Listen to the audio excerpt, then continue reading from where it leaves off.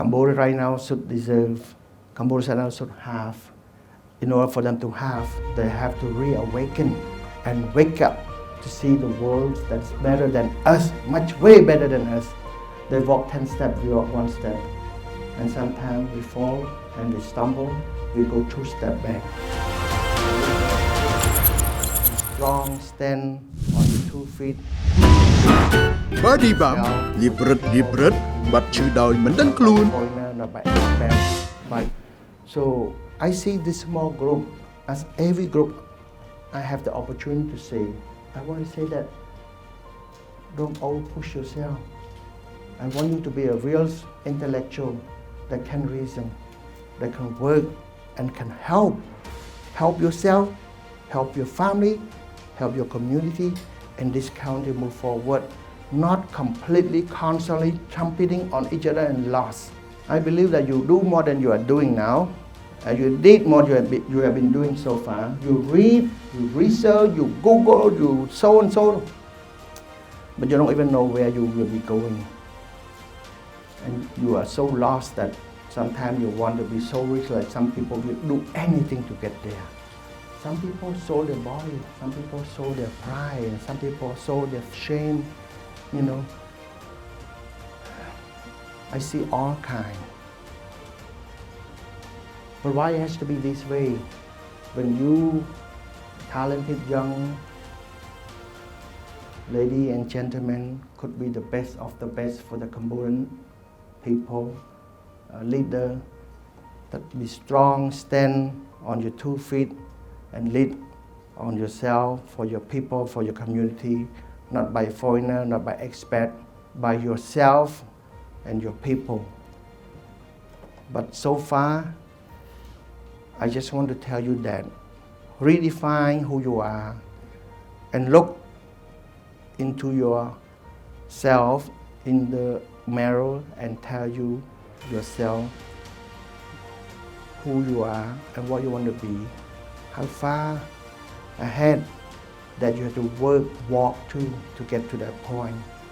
Is it that necessary to do this much to get that much, and so on.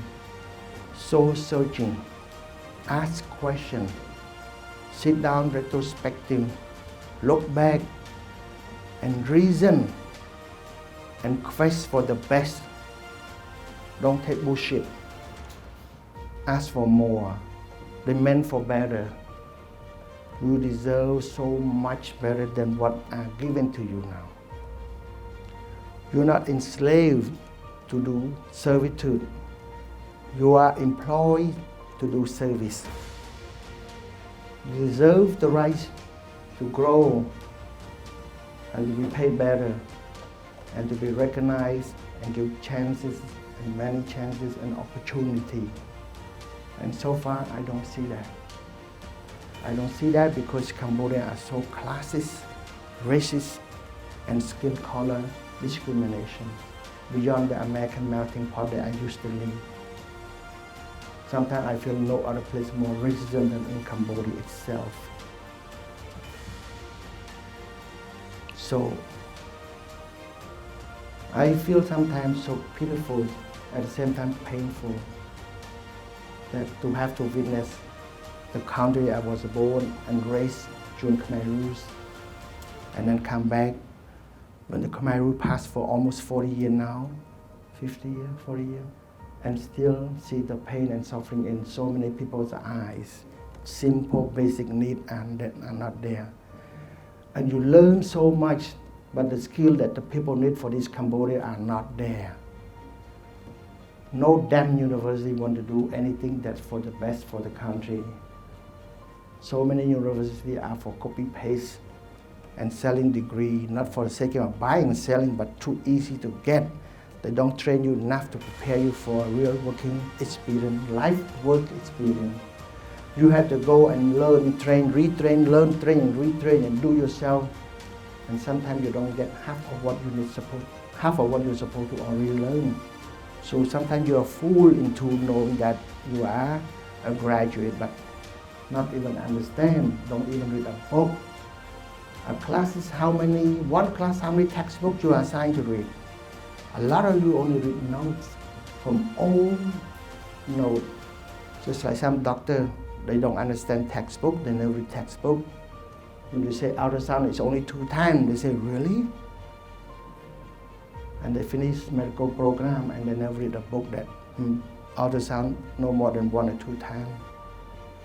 When they say pre-diabetes only 100 to 125, and they say there's no such stupid thing. There's no pre-diabetes. And that's only in Cambodia that understand stupid like that.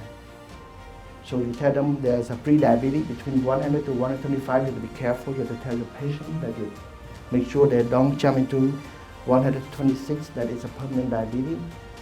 And they will curse you. And that's how stupid they learn sometimes. So there's so many things for you to cultivate learning. Learn the better thing that you're supposed to learn. See the better of yourself and the world around you that you deserve better. And see something that Cambodia right now should deserve, Cambodia right now should have. In order for them to have, they have to reawaken and wake up to see the world that's better than us, much way better than us. They walk 10 steps, we walk 1 step. And sometimes we fall and we stumble, we go 2 steps back. And I don't know, is this the lifelong learning? I prepare so much about lifelong learning, but when I see the situation, I feel that it just reminds me of what I want to say, and I said it, and I only meant good for you guys. And I know that why so many of you are so panicking. It's a gene running in the family. Social well-being of Cambodians are so painful, so harmful, so wrongful, the way they raise the family. So many domestic violence, so many cheating, so many haunting, so many fighting, so many jealousy, animosity among us that each and every one of us feels so threatened, so weakened, so powerless, that sometimes you feel so nervous just to stand up and talk. And this is not normal, this is a disease. This is social phobia, this is social anxiety disorder. And don't let that handicap you. If you do have that, if your family have that, your kid have that, that can be cured. There's a medication for it. Don't let that handicap you. There's a way to go beyond that condition. So come to me. There's a way to solve that. I used to have that, and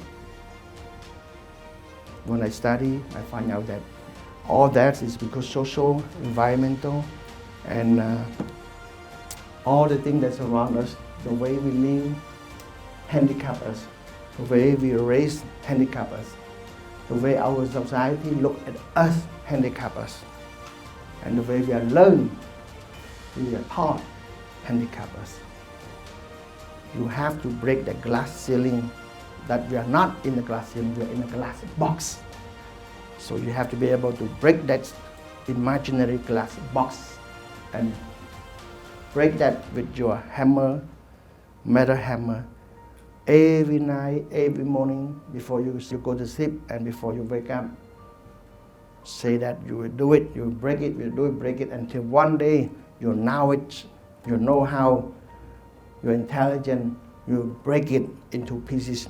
Not only no glass ceiling, no glass boxes around you, you can stand high, breathe strong and open, your lungs open up, and raise your hand high above the sky, beyond the horizon, as far as you can be.